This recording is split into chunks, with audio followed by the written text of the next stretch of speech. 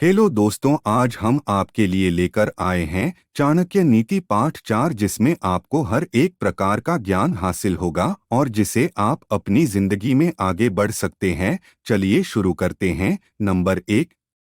निम्नलिखित बातें माता के गर्भ में ही निश्चित हो जाती है। 1। व्यक्ति कितने साल जिएगा। 2। वह किस प्रकार का काम करेगा। 3। उसके पास कितनी संपत्ति होगी। 4। उसकी मृत्यु कब होगी। पुत्र, मित्र, सगे संबंधी साधुओं को देखकर दूर भागते हैं, लेकिन जो लोग साधुओं का अनुसरण करते हैं उनमें भक्ति जागृत होती है और उनके उस पुण्य से उनका सारा कुल धन्य हो जाता है। जैसे मछली दृष्टि से, कछुआ ध्यान देकर और पंछी स्पर्श करके अपने बच्चों को पालते हैं, वैसे ही संत जन पुरुषों की संगति मनुष्य का पालन पोषण करती है।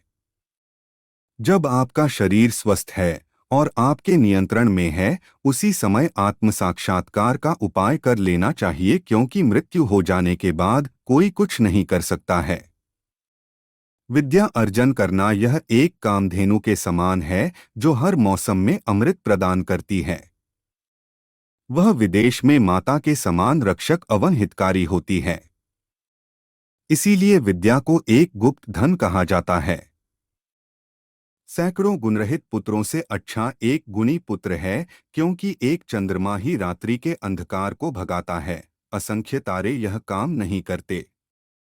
एक ऐसा बालक जो जन्मते वक्त मृत था, एक मूर्ख दीर्घायु बालक से बेहतर है।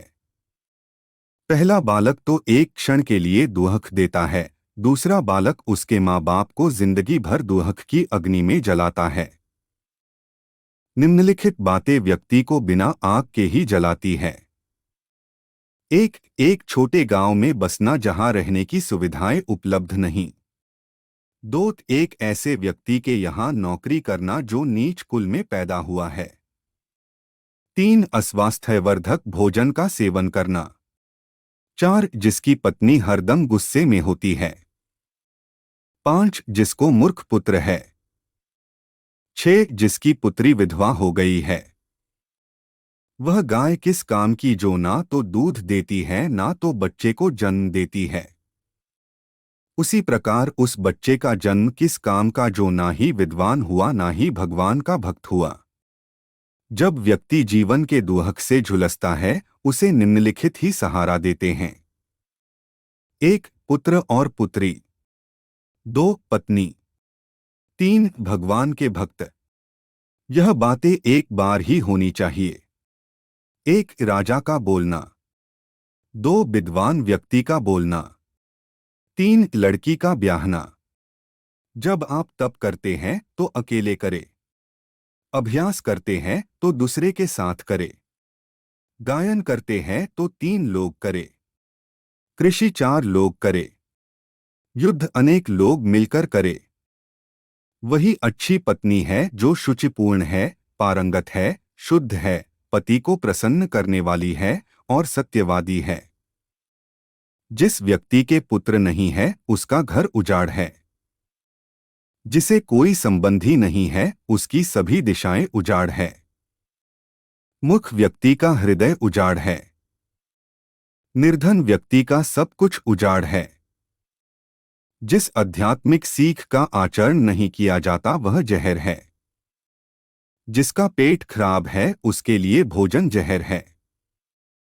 निर्धन व्यक्ति के लिए लोगों का किसी सामाजिक या व्यक्तिगत कार्यक्रम में एकत्र। जिस व्यक्ति के पास धर्म और दया नहीं है उसे दूर करो।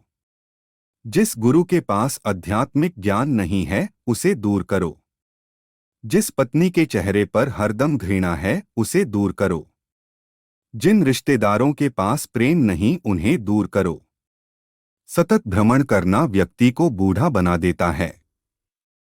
यदि घोड़े को हरदम बांध कर रखते हैं तो वह बूढ़ा हो जाता है। यदि स्त्री उसके पति के साथ प्रणय नहीं करती हो तो बूढ़ी हो जाती है। धूप में रखने से कपड़े पुराने हो जाते हैं। इन बातों को बार बार गौर करें। सही समय, सही मित्र, सही ठिकाना, पैसे कमाने के सही साधन, पैसे खर्चा करने के सही तरीके आपके ऊर्जा स्रोत। द्विज अग्नि में भगवान देखते हैं। भक्तों के हृदय में परमात्मा का वास होता है। जो अल्पमति के लोग हैं वो मूर्ति